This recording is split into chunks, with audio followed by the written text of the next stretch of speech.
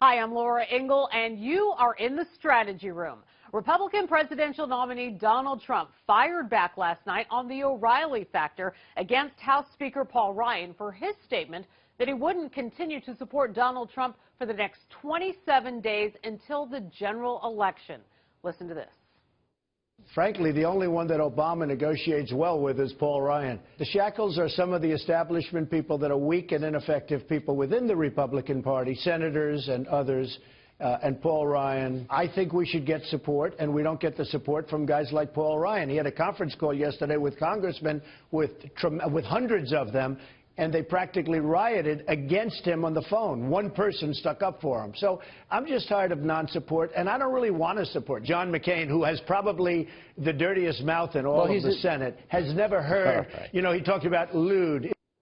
Well, joining me now with reaction are Democratic strategist Joe Lastingi and Republican strategist Frank McCarthy. Welcome to you both. All right, gentlemen. Thanks for having us. Just when you thought we, might have a dull day, it's not going to be a dull day. So, Joe, I want to start with you. What do you make of the situation and Donald Trump saying that he doesn't want Ryan's support? This is a new one.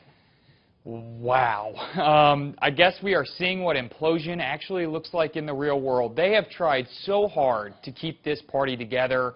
They have worked. If you remember when Boehner left, Ryan was the nominee everyone wanted. Everyone pushed him to run. He didn't really want it at first, but he was the bridger, the one closing the gap, and now we get this, and he's just fighting another fight. This has been in the works in the Republican Party for the past 4 years, and they still can't find a solution to it.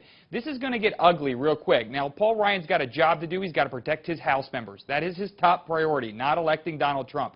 He maintains his majority in the House, and then he gets to go and run for president in 2020 if he wants to.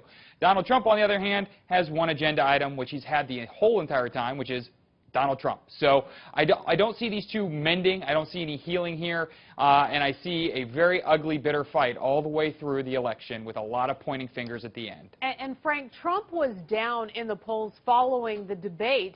But according to the recent LA Times USC tracking poll, we have it here for you, Donald Trump has regained some momentum and is tied with Hillary Clinton, at least in this poll. The LA Times has a reputation of being an outlier. But, Frank, what do you think helped him here with this poll? Well, I'll focus actually on where he is doing well, which is with Republicans. Donald Trump has the support of 89% of Republicans. That's after last Friday, and that was after Sunday night's debate, where he brought the fight to Hillary Clinton the way that many Republicans wanted to. So 89%, to put that in perspective, John McCain had 90% of Republican support in 2008, and Mitt Romney had 93% in 2012. So they're in the same ballpark.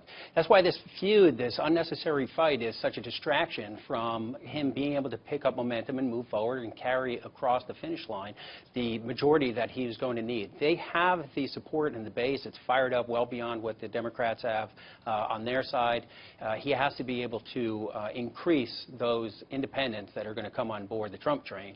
And by fighting with Paul Ryan, I don't know if that's necessarily the best route to get to the finish line. All right. Well, Trump seems to be ramping up following the debate and just released a new ad attacking Clinton. I want to get both of you to weigh in on this. Here's part of the ad.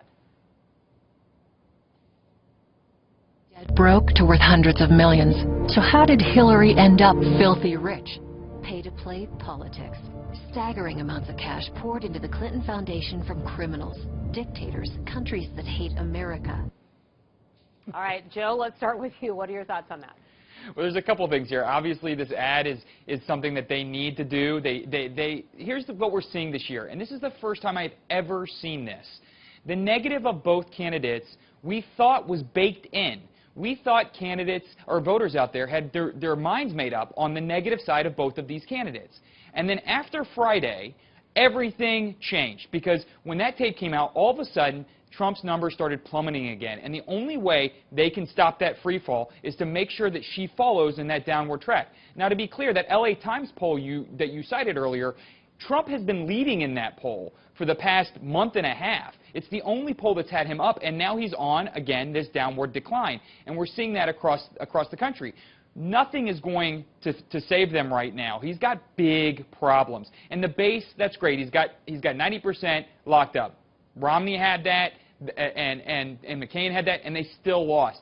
The independents, all polls show them leaving in drastic numbers. This is the only play he's got, and it's not going anywhere. I mean, we're going to talk about a charity that's ranked with an A ranking with Charity Navigator. I don't think that's going to fly with independent voters when it's compared to his statements of last week. All right, Frank, Joe's right. There are, of course, many other polls that show he is not doing as well. What do you think has to happen here? What are your final thoughts, Frank?